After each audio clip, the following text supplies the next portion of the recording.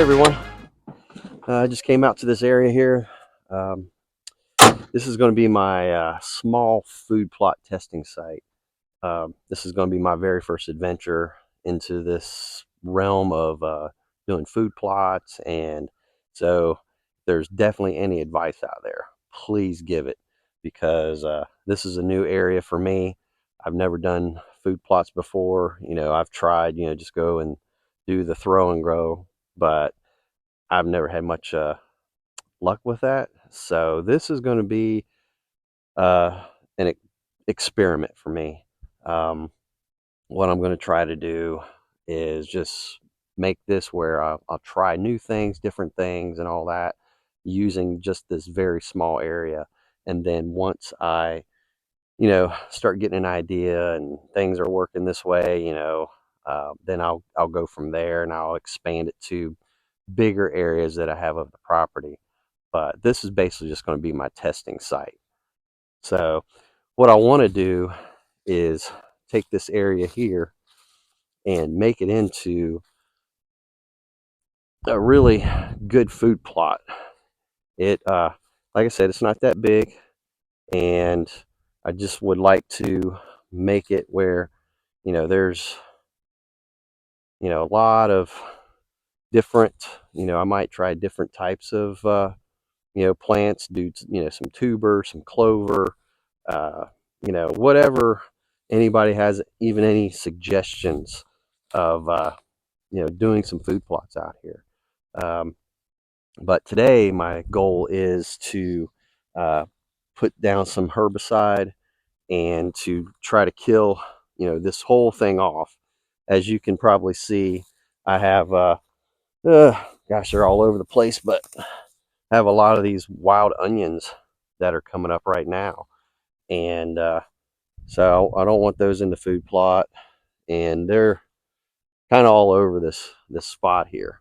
So I'm wanting to kill everything, and then as this adventure goes on, then I'll come out here with a single disc plow.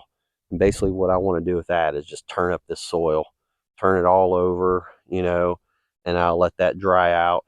And then once that's dried out, then I'm going to come in with a multi-disc uh, plow that will really disc it up, break it up a little bit, let that dry out, and then I'm going to come through with a cultipacker and just break up them big clumps and basically just kind of level it all out and make it nice and smooth. And then from there, it's going to be doing whatever seed I want. I'm thinking I might start with clover, just because this area here, it used to just be all woods. And as you can probably see in the background, that's what this area right here used to look like, was completely wooded. And so I'm sure nothing has ever been put down on the ground here. So I'm thinking of going with I think it's called Plot Start, and I'm just going to try that out. Like I said, this is going to be experimental ground. I might even label this experimental ground number one, and see where it goes from there. And but it's going to be something for me to learn. Hopefully, you guys learn something from it too. I'm not out here to say, hey, this is going to work. I have no idea, but I'm wanting to just try different things and see what works, what doesn't work, and then maybe even, like I said before, move it on to different parts of the land here. So, well, let me get started. I'm gonna go ahead and get my backpack sprayer on. Now, the stuff I use is made by Martin's. It's called Eraser AP herbicide, and I just been so far just using around the house. There's a few other areas that I've put it in. I found out it works pretty good. But I believe there's another one that I picked up, because this one's about empty. I've had this one for about a year or so, and it's about empty. So I did pick up some other product, but I'm not going to bring that out yet until, I'm going to use this up, see how it works on this area here. And, if it does well, great.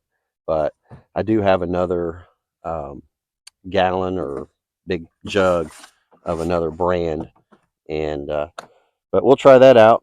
I am using a Roundup brand backpack sprayer, and the way I usually mix my herbicide is usually about 3 or 4 ounces per gallon. And so this is a 4 gallon container here, and it's probably more than what I need for this area, but we'll see. If there's some left, I might have a few other areas that I might just want to hit, just spray it and see how it works in there. So, but I'm trying to get this done in between a lull of rain, because we had rain yesterday. It's clear today, and then it's supposed to rain again starting sometime tomorrow afternoon. So I figure if I do it right now, that should give me about a 24-hour period for this stuff, to set in and soak and get to work in. Hopefully everything will grab a hold of it and take it down to its roots. All right. Anytime that I'm using herbicide or anything like that, I always wear just some standard medical gloves, or you know just because I really don't want this stuff, soaking into my skin. And, they do say that, if you around this stuff long enough or have enough exposure to it, it causes forms of cancer and stuff like that. So I always go ahead and wear gloves when I'm, messing with any of this kind of stuff here. I'm actually going to start over here in this corner. And the reason is that this is kind of where my edge is going to be for the food plot, because this path right here where the side-by-side is, that kind of goes around and goes over to where the cabin is. So I'm wanting to, still have an edge here. Oh, a bunch of deer tracks. So yes, all these trees here I'm going to take out. And so I don't mind if I get some herbicide in there. I'm going to kill all this off. And probably in the next, hopefully maybe a few days, maybe this weekend, I might get out here and start taking all these saplings out, these smaller trees. I might only leave, a couple trees in here. So these little trees here, they're just not going to really do anything to benefit, the deer and what I'm trying to accomplish. Now, the reason why I started on this side is the wind is coming out of the east today. So I don't want this, blowing back on me, and me, possibly, start inhaling it and all that kind of stuff. So I'm just gonna work my way backwards.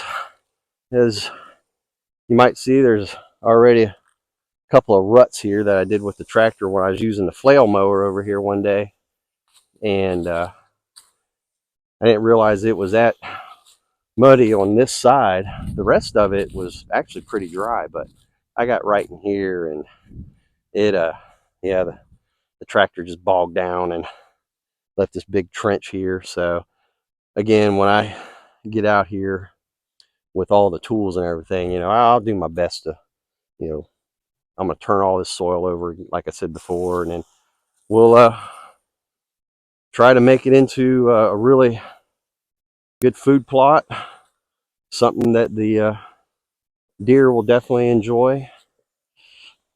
I'm seeing all kinds of deer tracks over here, so hopefully they should definitely know where this area is, be able to feed them. So I'm just going to keep quiet and just spray along.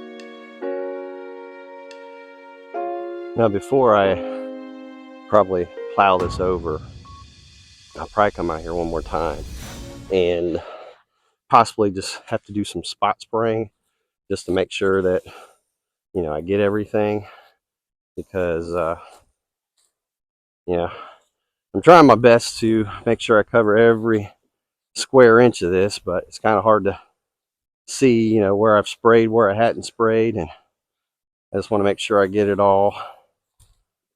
And I don't want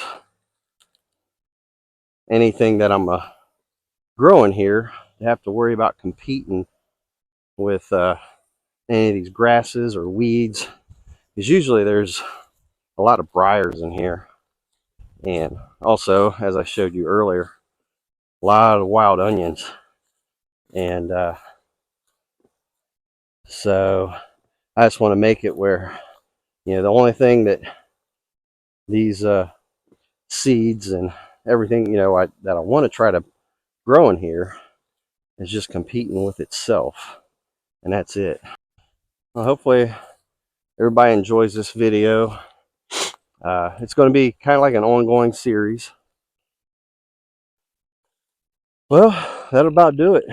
I actually used the whole pack, and I probably went over it more than I probably needed to, but again, I'm not sure uh, if I hit every spot, but I was making sure that I did go over it very thoroughly.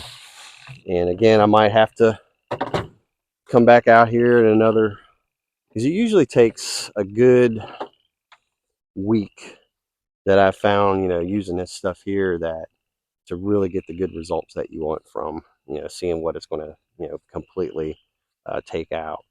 And so I might have to come back, do a second application, and we'll then take an analysis of that, and again, then throw out the plot start and my seeds, and then I'll go back over it with the cultipacker again, just to, you know, get those seeds just, you know, where they need to be below the soil.